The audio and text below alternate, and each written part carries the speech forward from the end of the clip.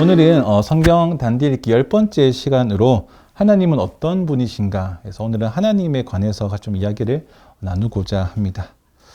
하나님은 어떤 분이신가? 사실 많은 이야기를 할 수 있겠지만 특별히 하나님은 어떤 분, 하나님의 성품, 하나님의 속성이라는 어떤 그 주제를 가지고 같이 좀 이야기를 하고 싶습니다. 하나님이 어떤 분이신지 아는 것, 다른 말로 하나님의 속성에 대해서 이해하는 것은 여러분 꽤 우리에게 중요한 일입니다. 왜냐하면 하나님이 어떠한 분이신가, 이것에 대한 어떤 질문에 대한 답을 성경을 근거해서 우리가 이해하고 내리지 않으면, 말씀에 근거해서 하나님의 속성을 우리가 알지 못하면 우리는 너무나도 쉽게 하나님과 비슷한 어떤 것을 만들어내서 그것을 하나님인 것처럼 여기며 살아가는 것이 우리 안에 가능하기 때문입니다. 하나님은 어떤 분이십니까? 에 대한 답을 성경의 근거가 아니라 우리 생각과 우리 판단에 맡기면 우리는 저절로 내가 대하기 좀 편한 상태의 하나님을 정의하기 때문에 그렇습니다. 그것이 우리의 죄의 습성이죠.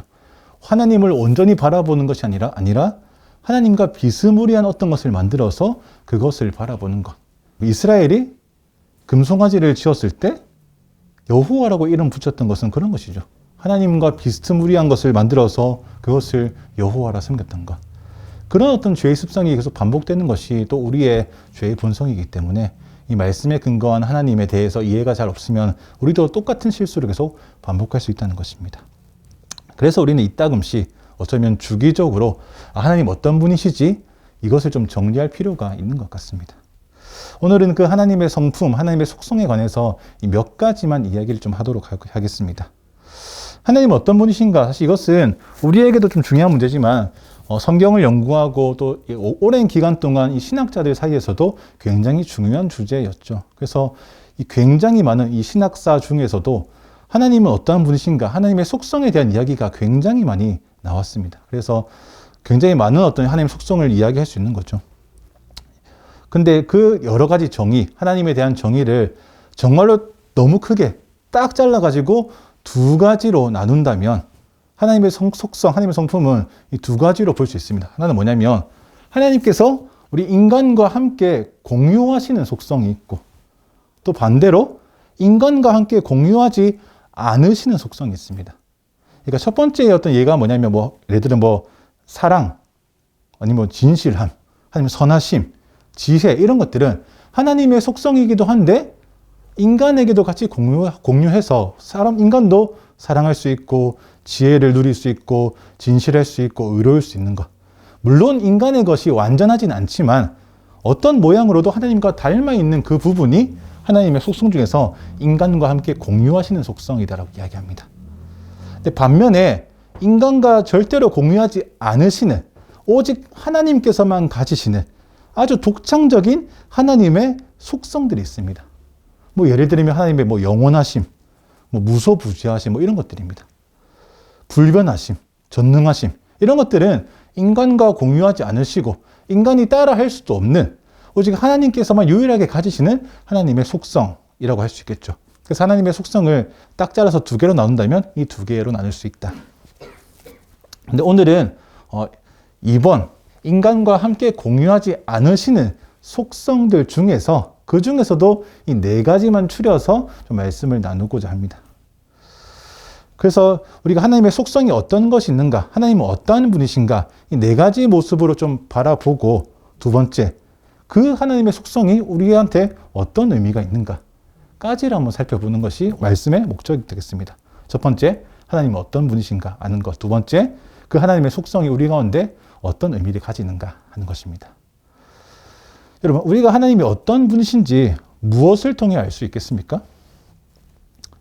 우리가 그동안 바이블 스터디 아니고 성경 단디 읽기 하면서 한 계시에 대해서 좀 이야기했습니다. 그렇죠? 계시가 뭐다? 하나님께서 우리 가운데 자기를 드러내 주시는 일이다. 죄인된 우리가 우리의 노력으로 직접적으로 하나님을 알 수 있는 방법은 전혀 없다고 했습니다. 그렇죠?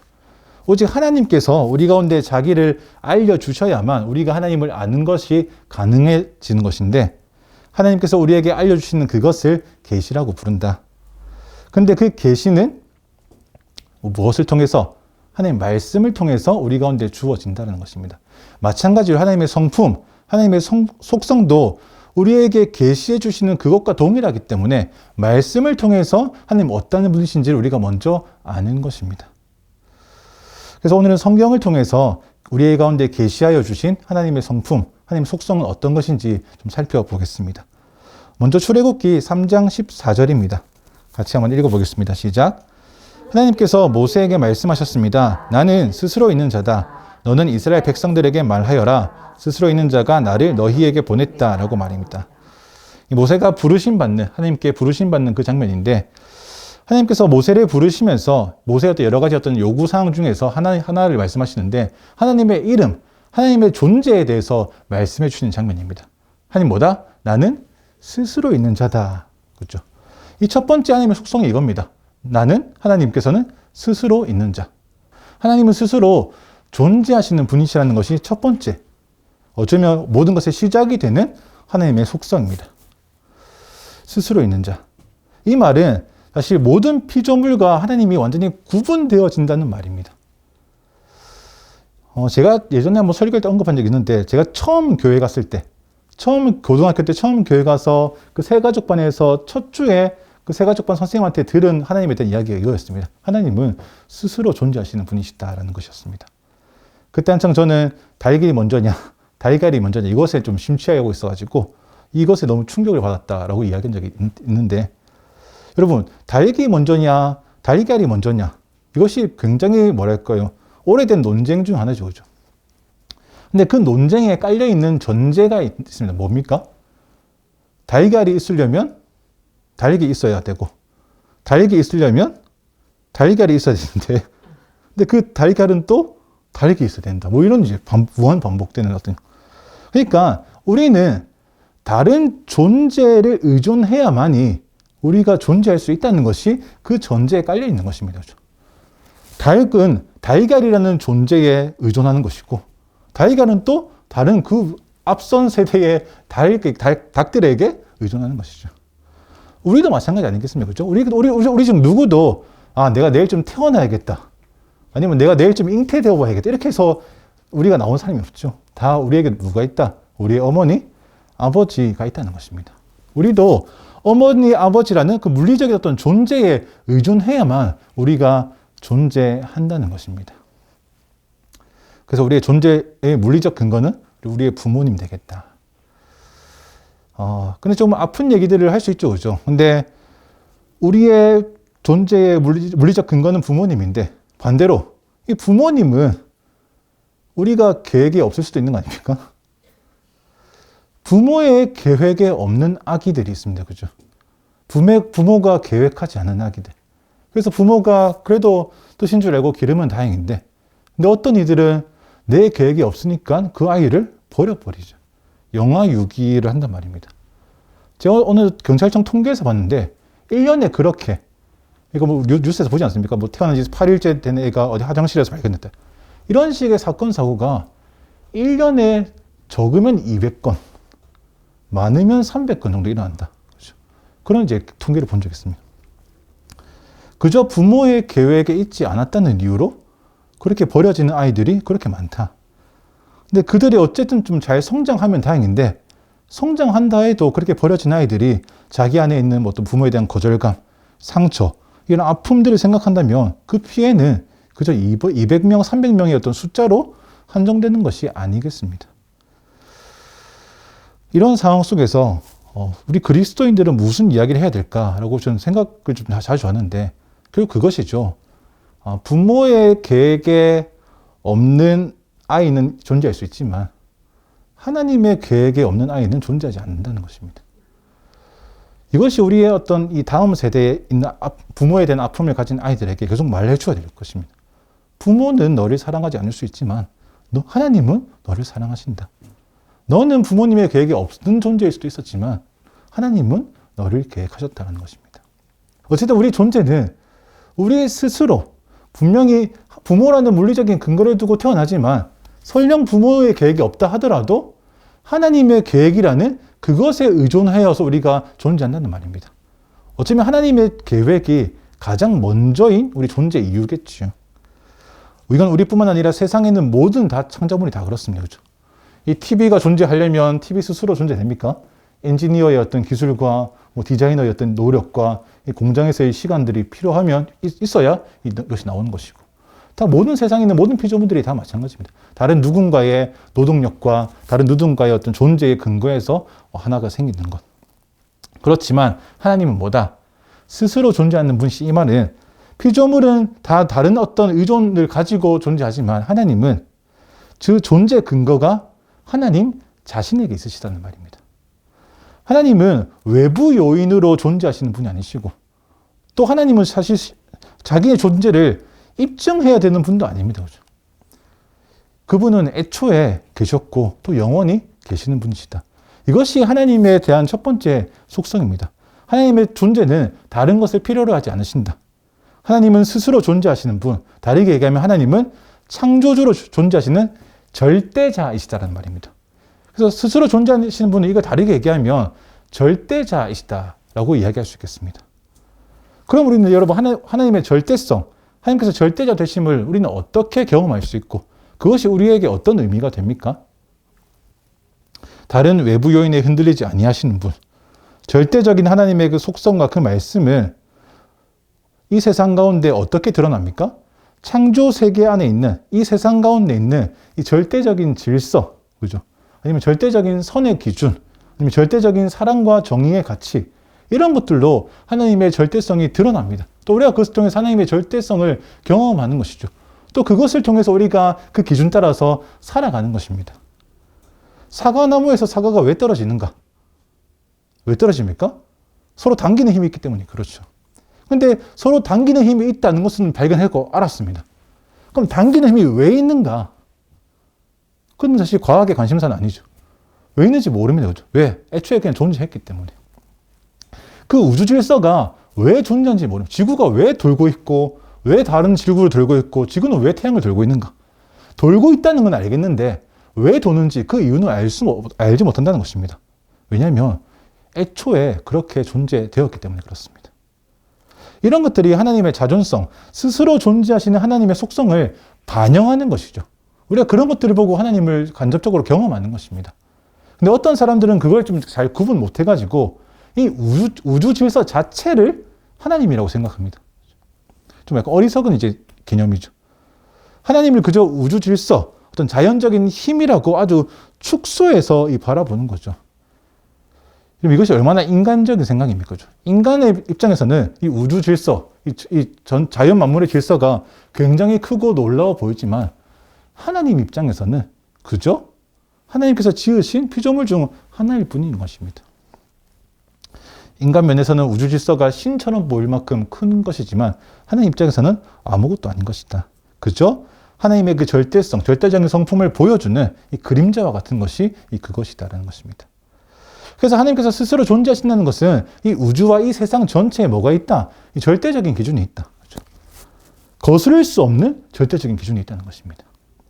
절대적인 그 기준은 사랑이기도 하고 정의이기도 하고 어떤 섭리이기도 하겠습니다. 근데 그 절대적인 기준을 부정하려는 시도, 그 절대적인 기준을 구부려서 다르게 이야기하고 싶어하는 시도는 굉장히 어리석은 일입니다. 중력이 있다는 것을 부정하고 중력이 없다는 것을 증명해 보이겠다라는 믿음으로 높은 데서 뛰어내리면 어떻게 됩니까? 우리의 생명은 위협받는 것입니다. 하나님의 절대성을 부정하고 이것이 없음을 증명하기 위해서 살아가는 모든 삶과 시도들이 우리의 생명을 위협하는, 이 죽음을 초래하는 일이라는 것입니다. 어리석은 자가 되지 않기를 바랍니다. 또 하나님의 절대성은 하나님의 또 다른 속성으로 이어지는데 뭐냐면 신명기 32장 4절입니다. 읽어보겠습니다. 시작. 그분은 반석이시니 그분이 하시는 일은 완벽하고 그분의 모든 길은 올바르다. 잘못하시는 일이 없으신 신실하신 하나님은 의로우시고 정직하시다. 이것은 하나님께서 이스라엘에게 하신 일들을 노래하는 이제 모세의 노래 중 하나입니다. 하나님의 두 번째 속성은 뭡니까? 하나님은 완전하신 분이시다라는 것입니다. 여러분, 하나님은 완전하신 분이십니다. 하나님은 모자람이 없으십니다. 다르게 얘기하면 하나님은 충만하시고 그분에게는 결핍이라는 것이 없다는 것이죠. 하나님은 스스로 완전히 존재하시는 분이셔서 무언가를 더 채워야 할 필요가 있으시거나 아니면 조금 더 채우면 더 좋은 상태에 있으시는 그런 분이 아니라는 것입니다. 하나님께는 필요하다라는 말 자체가 성립되지 않는다. 필요하다는 말 자체가 하나님하고 무관한 말입니다. 그렇죠? 하나님이 완전하시면 하나님의 모든 영역이 다 포함되는데, 예를 들면 하나님은 지혜로우신데 완전히 지혜로우셔서 더 지혜로워져야 할 필요가 없으신 분이시고, 하나님은 영광스러운 분이신데 완전히 영광스러운 분이셔서 뭔가 더 영광스럽게 될 필요가 없으신 분이라는 것입니다. 하나님은 부족하거나 결핍이 있지 않으시다. 결핍이 있다, 모자람이 있다, 뭔가 필요하다, 이 말은 사실 하나님한테 적용될 말이 아니고 우리 죄인된 인간의 상태를 표현하기에 딱 적절한 말인 것이죠. 여러분, 하나님의 완전하심, 하나님께서 완전하신 분이시다, 하나님께서 충만하시다라는 사실은 우리 가운데 어떤 의미를 줍니까? 여러분, 애초에 인간이 지음받았을 때, 창세기 1, 2장쯤에서 지음받았을 때 우리는 어떤 존재였습니까? 하나님 안에 있을 때에야 우리가 완전하게 충만한 존재로 지음받았습니다. 창세기 3장에서 죄짓기 전까지의 아담 모습은 하나님께서 주시는 충만함을 누리던 자, 그러니까 하나님의 관계로 충만하고 아담과 하와, 옆에 있는 동력자를 서로 사랑하는 것으로 충만하고, 또 아담을 향해서 입을 벌려 먹을 것을 내어주는 모든 자연 환경하고도 충만한 관계를 누리고 있었습니다. 근데 사람에게 들어온 죄는 그 모든 충만한 관계를 다 망쳐버리는 것이죠. 하나님하고의 관계는 하나님을 숨어 나무 뒤로 도망가는, 피하는, 그렇게 망가져 버렸고, 다른 옆에 사람하고의 관계는 저 사람 때문에 내가 죄를 지었습니다라고, 저 사람에게 모든 책임을 전가해버리는 그런 이제 존재로 전락을 하고, 우리를 향해서 먹을 것을 내어주던 땅은 이제 더 이상 그렇게 호락호락 내어주지 않고 엉겅퀴를 내어주고, 우리는 땀을 흘려야만 겨우 먹고 살 수 있는 그런 존재가 되었다는 것. 우리에게 뭐가 생겼다? 모자람이 생겼다. 우리에게 결핍이 생겼다. 결국 에덴의 동쪽으로 쫓겨나가게 됐단 말은 완전하신 하나님, 이 하나님과 우리가 이 단절이 되었다는 것입니다. 우리가 하나님을 떠났다는 말은 더 이상 우리가 이 완전하신 존재, 충만한 존재, 이 충만함을 경험하는 존재가 아니고 인간의 모든 영역에서 완전히 결핍된 존재로 이제 살아가야 하는 것을 의미했던 것입니다. 완전하신 하나님의 은혜로 살아가야 하는 것이 우리인데, 이제는 뭐다? 완전하신 하나님을 떠난 우리가 누릴 것은 충만함이 아니라 결핍밖에 없더라. 우리의 모든 것이 다 결핍되어 있는데 가장 결정적으로 뭐가 결핍되어 있습니까?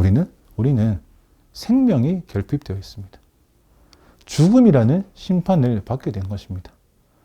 이 생명의 결핍으로 불러온 죽음이라는 존재는 우리 모든 자들을 무력하게 만듭니다. 때로는 우리가 그 결핍을 좀 채워보고자, 어떻게든 이 상황을 좀 이렇게 이겨내보고자 애쓰지만, 여러분, 죄인의 노력은 우리의 결핍을 하나님이 아니라 하나님 말고 하나님을 뺀 나머지 것들로 좀 채워보고자 애쓰는 그 수고에만 우리의 시간을 다 보내는 것이 이 죄인들의 수고입니다. 사람을 통해서, 물질을 통해서, 아니면 어떤 성취감을 통해서 우리 안에 만연한 이 결핍을 채워보자는 시도입니다. 하지만 그것은 오히려 죄를 불러오는 시도로 끝이 나버리는 것입니다. 죄인이 이 하나님 말고 다른 것으로 우리의 결핍을 채워보고자 하는 시도 자체는 성공할 수 없습니다. 왜냐하면 우리의 결핍 자체가 이유가 뭐기 때문에? 완전하신 하나님을 떠난 데서 일어났기 때문에. 우리의 결핍의 근거는 하나님이 결핍되어서 생겨난 것이기 때문에 그렇다는 것이죠. 하나님의 자리를 하나님이 아니고 다른 것으로 마구 채우고자 하는 모든 노력을 성경에서 뭐라 부릅니까? 죄라고 부릅니다. 우리의 결핍을 채우기 위해서는 죄가 아니라 하나님이 필요하다는 것입니다. 우리가 완전하신 하나님 안에 머물러 있어야 지금 이 세상에는 부분적인, 일시적인 충만함으로 결핍을 채우고, 나중에 주 예수의 날이 되었을 때는 완전한, 영원한 어떤 충만함으로 우리가 채워지는 것. 그것이 우리의 고백이고 그것이 우리의 소망인 것이죠. 그래서 지금 이 땅에서 우리가 살아가는 동안 해야 할 고백은, 하나님, 내가 다른 것으로는 채울 수 없고 오직 하나님으로만 채울 수 있는 이 내 결핍과 내 모자람과 내 부족함을 하나님으로만 채우길 원합니다. 주님 한 분만으로 이 모든 결핍이 해결됩니다. 주님 한 분만으로 내가 충분하게 살아갈 수 있는 존재가 됩니다라는 고백하는 것이 지금 우리에게 주어진, 지금 우리가 해야 하는 유일한 고백이라는 것입니다. 이것이 완전하신 하나님과 또 그것이 우리에게 미치는 영향이었고, 세 번째는 요한일서 3장 20절입니다. 읽어보겠습니다. 시작. 혹시 우리 마음에 가책을 받는 일이 있다 할지라도 우리가 확신을 가져야 할 것은 하나님은 우리의 마음을 모든 것을 다 아시기 때문입니다. 세 번째 하나님의 속성은 하나님은 모든 것을 다 아신다는 것입니다. 이 전지전능할 때 전지, 그죠? 그것입니다. 하나님은 전지하시다. 모든 것을 다 아신다. 여러분, 하나님께서는 모든 것을 다 아십니다. 하나님께서 모든 것을 다 아신다는 것은 하나님의 시야 밖에서 일어나는 일은 없다는 것이죠. 그런 일은 존재하지 않는다. 그래서 우리가 그것을 근거로 우연은 없다라고 이야기하는 것입니다. 하나님의 시야 밖에서 일어나는 일은 하나도 없다. 모든 것을 다 아신다. 다르게 또 얘기하면 하나님께서 모든 곳에 다 계신다. 하나님은 편지하시다라는 개념하고도 좀 이어지긴 합니다. 여러분, 하나님께서 모든 것을 다 아신다. 혹은 하나님은 모든 곳에 다 계신다는 것은 다르게 생각하면 뭡니까? 모든 것을 아시는 주님 앞에서 우리가 숨길 것은 없다. 하나님께 숨길 비밀 같은 건 없다는 것입니다. 그럼 이거 어떻게 좀 받아들여지십니까? 하나님한테 숨길 것이 없다. 어떻게 보면 은혜가 되는 것 같기도 하고 좀 부담스러운 것 같기도 하고.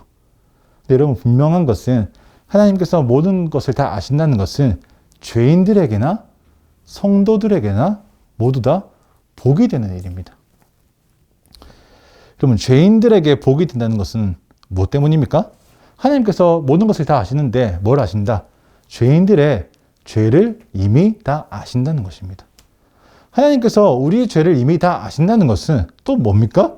우리가 하나님께 우리의 죄를 안 들키기 위해 감추는 행위 자체가 시간 낭비다라는 것입니다. 여러분, 하나님께서 성경을 통해서 우리에게 나 모든 것을 다 아는 하나님이야 라고 말씀하시는 이유가 뭡니까? 하나님께서 나 전지한 하나님이야. 모든 것을 다 아는 하나님이고 내 시야 밖에서 일어나는 일은 하나도 없다라고 자기를 계시하시는 이유가 뭡니까? 그저 하나님의 능력을 좀 자랑하고 싶어서이십니까? 아닙니다. 그죠? 하나님께서 우리 가운데 뭔가를 계시하실 때는 전적으로 우리를 위한 일입니다. 하나님 자신을 위해서 자기를 드러내시는 분이 아니시고 전적으로 우리를 위해서 하나님 자신을 드러내시는 분이십니다. 이 말은 하나님께서 이 죄인들의 모든 죄를 다 아신다는 것은 이 또한 우리를 위한, 죄인들을 위한 일인데, 하나님께서 우리의 몸으로 지은 죄, 우리의 마음으로 지은 죄, 이 모든 것들을 하나님께서 이미 다 아시니 죄인 아닌 척 하지 말고 죄를 숨기는데 에너지 낭비하지 말고 어서 하나님 앞에 나아가서 우리가 완전한 죄인인 것을 시인하고 죄를 자백하고 고백하면서 회개하라. 회개해서 돌이키라. 이 말씀 하시려고 하나님은 모든 것을 다 아신다라고 요한 1서를 통해서 계시하시는 것입니다. 그래서 우리는 여러분 항상 죄에 대해서 민감해야 되는 것입니다. 그럼 세상에서는 이 죄의 어떤 개념을 아주 협소하게 가져가지요. 세상에서의 죄의 개념 뭡니까? 그저 실정법을 어기지 않는 정도. 혹은 설령 좀 어긴다 해도 들키지 않은 상태면 괜찮다는 것이 어떤 세상이 바라보는 어떤 죄의 관점입니다. 하지만 우리는 그렇지 않은 거죠. 그리스도인들은 그저 실정법을 어기지 않는 것만으로 만족하면 안 됩니다. 십계명에 살인하지 말라라는 계명은 그저 우리가 살인죄로 복역을 하지 않고 있으니까 됐다라고 만족할 것이 아니라는 것이죠. 예수님께서 말씀하시기를 그 가르침에 따르면 살인하지 말라는 것은 형제에게 노하는 자, 형제에 대해서 라가라 부르는 자, 또 형제에 대한 갈등과 미움을 풀지 않고 그 분노의 마음을 날이 질 때까지 가지고 있는 자, 그 모든 상황이 살인하는 죄와 같은 죄다라고 가르쳐 주십니다. 그죠? 그리스도인은 생명의 근원이자 평화의 왕이신 하나님을 닮은 자여야 하는 거지, 죽음을 품고 죽음을 닮은 자가 돼서는 안 되기 때문에 그렇게 가르쳐 주시는 것입니다. 하나님께서는 우리의 모든 죄를 다 아십니다. 하나님께 숨길 것이 없다. 회개하라는 기회 주실 때 우리는 회개로 주님 앞에 나아가야 한다는 것입니다. 그래서 모든 것을 다 아시는 이 하나님의 속성은 죄인들에게 복이 된다는 것입니다. 죄인들에게 복이 될 뿐만 아니라 또 누구에게? 성도들에게도 복이 된다. 여러분, 우리가 하나님께 숨기지 않는 것, 숨길 수 없는 것은 죄뿐만 아니라 또 뭐가 있습니까? 우리의 모든 아픔, 상처, 힘든 상황, 절망적인 순간 이런 것들 전부 다 하나님께서 아셔서 또 우리는 그런 것도 하나님께 숨길 수 없다는 것입니다. 하나님께서는 아십니다. 그죠? 우리가 얼마나 아프고 얼마나 상처받고 얼마나 힘든 상황에 놓여져 있고 얼마나 절망적인 순간이 있는지 하나님께서 다 아신다는 것입니다. 그래서 모든 것을 아시는 우리 주님께서 그런 우리를 향해서 우리를 회복하시고 우리를 치유하시고 우리를 일으키시고 우리를 지키시고 보호하시기 위해서 역사하고 일하신다는 것을 또 알아야 하는 것입니다. 우리가. 이 하나님의 섭리가 분명히 있습니다. 성도들의 삶 가운데 성도들의 삶이 무너지는 그 순간순간마다 하나님께서 역사하셔서 일하시기 원하시는 하나님의 마음이 있다는 것입니다. 그런 것도 우리가 경험해 보지 않습니까? 저는 마침 여러분 오늘 이 섭리를 경험했습니다. 이 모든 것을 아시는 주님께서 일하는 순간을 제가 보았는데 뭐냐면 어제 저녁에 룻기를 통독했습니다. 우리 통독표에 따라서. 근데 제가 원래 좀 룻기를 좋아하긴 하거든요. 그래서 룻기를 읽고 너무 좋아서 이렇게 있는데 근데 이상하게 어제 저녁에 룻기를 읽고 난 이후 우리 9시에 읽어서 10시에 끝나서 10시부터 제 머릿속에 룻기가 지워지지 않는 것입니다. 보통은 사실 또 그러니까 통독하고 자고 일어나면 전날 읽었던 건 다 사라지거든요. 근데 오늘은 제가 아침에 일어날 때 눈을 뜨면서 룻과 나오미를 생각하면서 눈을 떴습니다. 놀랍지 않습니까? 그렇게 씻으면서 룻과 나오미를 생각하고 심지어 오늘 이제 아침에 라디오하러 교회 오는데도 보통은 제가 지하철 타고 올 때 뭐 핸드폰 보거나 아니면 책 보거나 둘 중에 하나는 하는데 오늘 둘 다 하지 않고 멍하니 창문을 바라보면서 나오미를 생각하고 룻을 생각하고 나오미가 그래 망해가지고 돌아와가지고 동네 사람들한테 나를 더 이상 나오미라 부르지 마라. 내가 뭐 기쁘고 즐거운 자냐. 나를 마라라고 불러다오. 나를 괴로움이라 불러다오. 이렇게 얘기하는 게 막 떠오르고 또 그 나오미에 대해서 룻이 복량하면서 헌신하고 또 그 룻의 가정을 위해서 보아스가 와서 헌신하는 이 모든 이야기들이 계속 막 제 머릿속에서 떠나지 않는 거죠. 그래서 심지어서 아침에 언니제 라디오 할 때 그것도 말했습니다. 그렇죠? 사실 라디오 할 때 룻기 이야기할 생각이 없었거든요. 준비한 게 아니었습니다.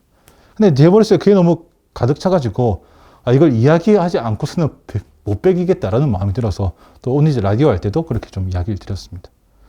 어쨌든 그렇게 이제 라디오를 마치고 또 오늘 이제 설교 준비한다고 저기 책상에 앉아서 이렇게 하고 있는데 또 룻기가 계속 생각나는 거죠.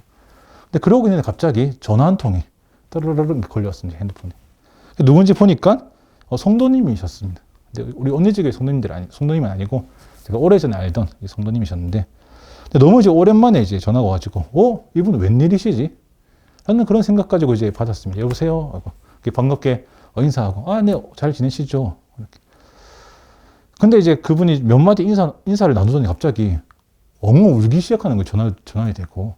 그래서 제가 너무 놀래가지고 가만히 있다가 좀 진정하신 다음에 무슨 일이십니까? 좀 말씀 편하게 하십시오. 라고 그렇게 말씀드렸는데 제가 뭐 상황을 다 구체적으로 설명하지 못하지만 어쨌든 그분이 지금 여러 가지 어떤 상황 때문에 이 마음이 완전히 무너져 있고 그렇죠?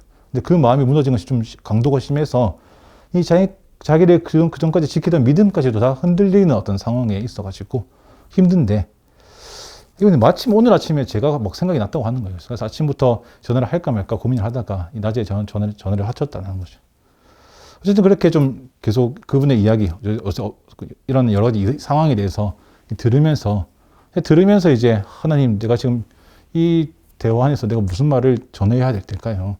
그래서 기도하는 마음으로 하나님 내가 해야 할 말을 좀 알려주십시오. 이렇게 기도하는 마음으로 통화를 했는데 근데 그분의 이야기를 가만히 듣고 있으니까 점점 이분의 지금 상황이 이 룻기의 나오미하고 똑같은 거죠. 이분의 지금 마음이 무너진 거, 이분의 어떤 그 고민과 아픔이 룻기에 있는 나오미, 그냥 동일하게 겹쳐 보이는 것입니다. 이래서 그래서 어제부터 계속 나에게 룻기를 기억나게 하셨구나 라는 생각 들어가지고 그때부터 룻기를 가지고 좀 설명드리기 시작했습니다. 이야기를 드리기 시작했죠. 근데 룻기를 가지고 이야기를 좀 하는 순간 제가 느낀 게 뭐냐면 이 통화 저편에서 있는 이분의 마음이 점점 부드러워지고 있는 것을 제가 느끼기 시작했습니다. 그래서 전화를 울면서 시작했는데 마지막에는 웃으면서 끝나는 이 기적이 일어난 것입니다. 그렇죠? 이게 약간 한 15분 정도에 일어난 일인데 하나님께서 일하시는 것을 이 15분 동안 본 것이죠. 또 이것을 예비하시기 위해서 어젯밤부터 저에게 막 룻기를 막 이렇게 넣어주시고 이런 모든 과정들 다 무슨 섭리에 따라서 모든 것을 다 아시는 성도들의 자기 백성에 대한 모든 상황과 형편을 다 아시는 주님께서 한 명 한 명의 상황을 일으키시고 회복을 해주시기 위해서 일하시고 있다. 이 섭리가 좀 존재한다는 것입니다.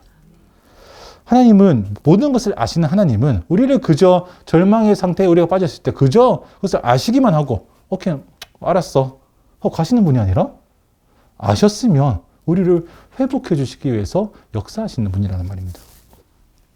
이것이 하나님은 모든 것을 다 아시는 분이라는 이 사실, 이것이 성도들에게 어떻게 복이 되는가 하는 것입니다.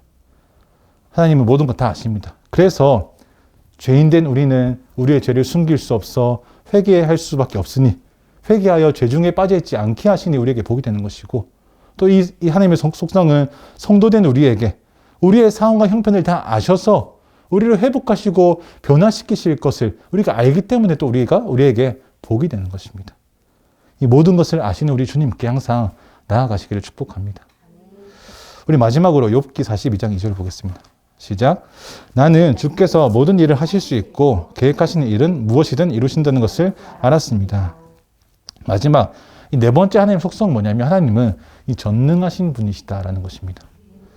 하나님은 뜻하신 모든 일을 다 할 수 있으시다라는 말입니다.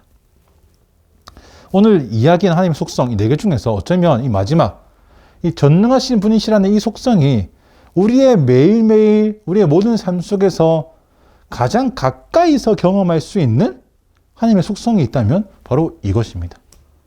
우리는 매일매일 하나님의 전능하심을 경험하고 있습니다. 우리는 매일매일 하나님의 전능하심을 보고 만지고 하고 있습니다. 심지어 우리는 오늘 예배를 시작하면서도 이 하나님의 전능하심을 경험했다고 고백했습니다. 언제요? 아까 사도신경 할 때. 여러분 사도신경 첫 마디가 뭡니까? 전능하사 천지를 만드신 하나님 아버지를 내가 믿습니다라는 고백입니다. 우리가 사도신경을 통해서 신앙 고백을 하는데 그 사도신경 전체의 신앙 고백 중에서 하나님에 관해서 고백하는 이 하나님의 속성은 하나밖에 없습니다. 뭡니까? 하나님 전능하시다라는 것입니다. 전능하사. 하나님께서는 전능하신데 우리가 그것을 사도신경으로 고백하는데 하나님의 전능하심을 바로 보여주는 그 바로미터가 천지를 만드셨다는 것입니다. 하나님의 전능하심을 보여주는 여러 사건이 있겠지만 그 중에서 세상을 창조하신 것보다 하나님의 전능하심을 보여주는 더 큰 사건이 없다는 것입니다. 그러니까 창조하신 이 세상에 살고 있는 우리, 오늘도 창조하신 이 세상에 거하는 우리는 하늘을 보고 있는 우리, 땅을 걸어가는 우리, 하나님께 지으신 내 모습이 아직 건강하게 살아있는 우리는 오늘도 하나님 전능하심 안에서 살고 있는 것이고 하나님의 전능하심을 보면서 살고 있는 것이고 하나님의 전능하심을 만지면서 살고 있는 것입니다. 이것이 우리에게 어떤 의미가 있을까요, 여러분? 사실은 어떻게 의미가 없을 수 있습니까? 라는 질문을 바꿔야 됩니다. 하나님의 전능하심이 어떻게 우리와 의미 없을 수가 있습니까? 그럼 하나님께서 세상, 천지를 만드셨다는 것은 어떤 의미입니까? 하나님께서 해와 달과 이 지구와 모든 행성들을 다 만드셔서 우리에게 주셨다.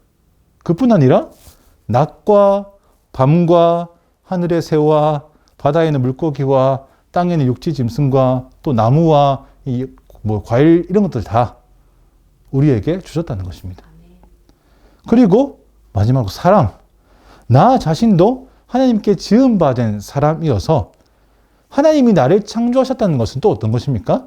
내 생명, 내 몸, 내 먹고 마시는 생활, 또 내 피부로 느끼는 이 모든 감각, 그리고 내 이성과 감성, 또 내 가족, 또 내가 잠자는 집, 심지어 내가 입고 있는 옷, 내가 쓰고 있는 돈까지 다 하나님께서 주신 것이라는 말입니다. 이것이 하나님께서 나를 창조하셨어요. 전능하신 하나님께서 이 세상을 창조하신 것을 우리가 경험하는 것입니다. 우리가 가진 모든 것, 우리가 방금 제가 얘기한 이 모든 세상을 지으신 것, 또 내 안에 속한 이 모든 것들 중 어떤 것도 온전히 내 거야! 라고 말할 수 있는 게 없다는 것입니다. 사실 애초에 여러분, 우리의 생명이 우리의 것이 아닌데, 다른 게 더 말할 게 있겠습니까? 이것들을 다, 이 세상 만물과 우리가 가진 모든 것들을 다 하나님께서 우리 가운데 주신 것인데, 근데 하나님은 그저 우리에게 주셨다라고 끝나지 않지요. 세상을 창조하시고 모든 것들을 우리에게 주신 하나님은 그 주신 우리 세상 가운데 여전히 우리를 지키시고 보호하십니다. 앞서 말했던 하나님의 전지하심, 모든 것을 다 알고 계시는 하나님과 좀 연결되는 부분이 있는 것입니다. 어쨌든 이 모든 것들이 하나님의 전능하심을 경험하는 영역입니다. 전능하신 하나님이 가장 큰 사건으로 지으신 이 창조 세계를 날마다 우리가 보고 경험하고 있다. 그래서 하나님께서 이 땅과 이 모든 것들을 나에게 주셨고, 내 몸과 내 몸을 건사하는 모든 것들 또한 나에게 주셨다. 그래서 우리가 살아있는 모든 삶의 순간을 통해서 하나님의 전능하심을 경험하고 있다는 것입니다. 근데 때때로 우리가 살다 보면 이 사실을 이해하고는 있는데 믿지는 않는 것 같다라는 행동을 일단씩 우리가 할 때가 있습니다. 어떤 것입니까? 바로 하나님께서 주신 이것들을 마치 원래부터 내 소유였던 것처럼 생각하고 행동하는 것입니다. 하나님께서 우리에게 주신 이 귀한 모든 것들을, 이 귀한 것들을 그저 내 정욕을 위해서, 내 쾌락을 위해서, 내 만족을 위해서, 내 탐욕을 위해서 사용하는 일입니다. 하나님께서 주신 이 귀한 손과 발을 하나님을 찬양하고 주님을 높이는 데 쓰지 않고 죄 짓는 데 막 사용하는 것. 하나님께서 주신 이 좋은 눈과 입을 다른 사람을 사랑으로 바라보고 또 다른 사람을 일으켜주는 말을 하는데 사용하기보다는 다른 사람을 괄시하는 눈초리로 쳐다보고 또 다른 사람을 무시하거나 저주하는 말을 막 내뿜는 것으로 사용하는 것. 또 우리에게 주신 이 귀한 재물, 돈을 하나님 나라를 위해서, 주님의 뜻을 위해서 사용하는 것이 아니라 우리의 허영과 탐심을 위해서만 사용하는 그 순간, 하나님께 주신 이 생명, 내 삶 자체를 주님의 뜻이 아니라 내 소견에 옳은 대로 사용하는 그 모든 것들이 하나님이 전능하신 분이다, 이 사실을 믿지 않는다라는 것을 보여주는 단면이라는 말입니다. 우리가 이것을 이해하는 것과 이것을 믿는 것은 좀 별개의 이야기입니다. 전능하사 천지를 만드신 하나님 아버지를 믿지 않으면 그렇게 되는 것입니다. 이것이 정말 내 소유처럼 느껴져서 이것을 지키기 위해서 살고 하나님의 뜻과는 별로 상관없이 살아가는 것. 하나님께서 전능하셔서 천지를 만드셨다, 이 사실을 믿는 자들의 삶은 그렇지 않은 자들과 다르다는 거죠. 어떤 면에서요? 세상을 바라보는 시선 혹은 우리가 가지고 있는 것을 바라보고 있는 시선에서 달라진다는 것입니다. 하나님의 전능하심을 믿는 자들의 삶은 이 세상을 바라볼 때, 또 우리가 가진 것을 바라볼 때, 이거 하나님께서 나에게 주셨으니까 나에게 맡기신 이것들에 대해서 내가 책임을 지는 것입니다. 내가 이거 어떻게 선하게 사용하지? 내게 주신 이 손과 발, 내 몸을 어디에 어떻게 사용하지? 내게 주신 이 입술을 어디에다 어떻게 사용하지? 내게 이런 재물을 허락하셨는데 이걸 어디에 어떻게 사용하지? 이런 청지기적인 삶이 우리 가운데 존재해야 한다는 것입니다. 그 청지기적인 삶이 하나님께서 전능하신 분이시다라는 것을 믿는 자들의 삶이 되겠다라는 것이죠. 하나님의 전능하심을 경험하는 삶은 이전에 없던 뭔가 아주 놀라운 기적을 경험하는 것뿐만이 아닙니다. 오히려 그것은 작은 일입니다. 하나님께서 하시는 어떤 기적 같은 일을 보는 것은 오히려 작은 일입니다. 왜? 하나님께서 하신 전능하신 일 중에서 가장 큰 것이 세상을 창조하신 것이기 때문에 그렇다. 그래서 내 생명이 나의 것이 아니라 주님의 것이다라고 고백하는 그 삶이 이것을 고백하는 믿음의 삶이라는 것입니다. 하나님을 믿으며 여러분, 우리가 세상을 바라보는 시선과 나의 것을 바라보는 시선이 청지기적인 어떤 관점으로 바뀌시기를 축복합니다. 정리하겠습니다. 오늘 하나님의 수많은 속성 중에서 4가지를 이야기했습니다. 하나님 뭐다? 하나님은 절대적인 분이시다. 스스로 존재하시는 분. 하나님은 완전하신 분이시다. 또 하나님은 모든 것을 아시는 분이시다. 하나님은 전능하신 분이시다. 그죠? 하나님 절대적인 분이시라는 건 우리에게 어떤 의미입니까? 그죠? 근데 그것이 우리에게 어떤 의미로 다가옵니까? 이 절대적인 하나님의 기준이 있어서 그것을 부정하거나 그것을 거절하는 삶을 살아갈 수 없다는 것.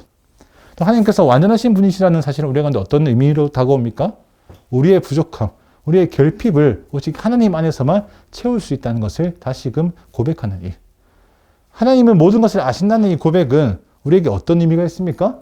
죄인에게도 복이요 성도들에게도 복인데 죄인들은 회개할 기회를 알게 되어서 복인 것이고 성도들은 우리의 모든 고난의 시간들 하나님께서 돌이키고 회복하신 하나님을 경험하기 때문에 우리에게 복된 것입니다. 하나님은 전능하신 분이시라는 사실을 우리가 어떻게 받아들여지는 것입니까? 전능하셔서 천지를 만드신 그 하나님의 놀라운 어떤 전능하신 그 역사 가운데 우리가 놓여져 있구나.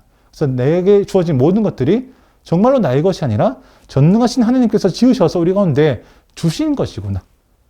우리가 받은 이것을 어떻게 책임지며 어떻게 살아갈 것인가. 우리의 삶의 가치와 시선이 모두 바뀌는 일들.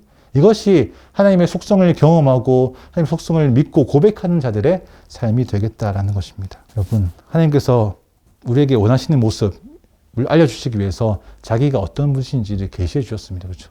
그저 하나님이 어떤 분이신지 알려주신 것은 아까 이야기했지만 하나님의 자기 자랑이 아니라 전적으로 우리를 위한 일이다. 하나님께서 하나님의 어떤 잘남을 막 뽐내고 싶어. 근데 하나님 그런 분이 아니시는 거죠. 완전하신 분이셔가지고 그럴 필요가 전혀 없으신 분이십니다. 하나님께서 우리 가운데 당신의 어떠하심을 알려주시는 것은 전적으로 그것이 우리 가운데 복이 되기 때문에 그렇습니다. 우리가 다른 하나님이 아니라 다른 것으로 우리의 삶을 채우고자 할 때 하나님의 속성을 알려주셔가지고 아니야 넌 하나님 안에서만 완전한 자야 라고 알게끔 하시는 것. 우리가 죄를 그저 숨기는 것으로 만족하는 자, 우리의 아픔을 내가 어떻게든 내 힘으로 극복해야지 하는 삶을 살아가고 있을 때 아니야. 하나님 모든 것을 다 알고 계셔서 너를 회복하기를 그치지 아니하시는 분이야. 너의 삶 가운데 역사하시는 분이야를 알려주는 것입니다. 하나님이 어떤 분이신지 날마다 깊이 경험하시기를 축복합니다. 하나님 어떤 분이신지 그저 이해하는 정도에서 그치지 않고 믿음으로 시인하는 데까지 나아가시기를 축복합니다. 그래서 주님께서 원하시는 그 삶을 하루하루 매일 충실히 살아가는 그런 믿음으로 살아가는 우리 온리지 성도님 되시기를 축복합니다. 기도하겠습니다.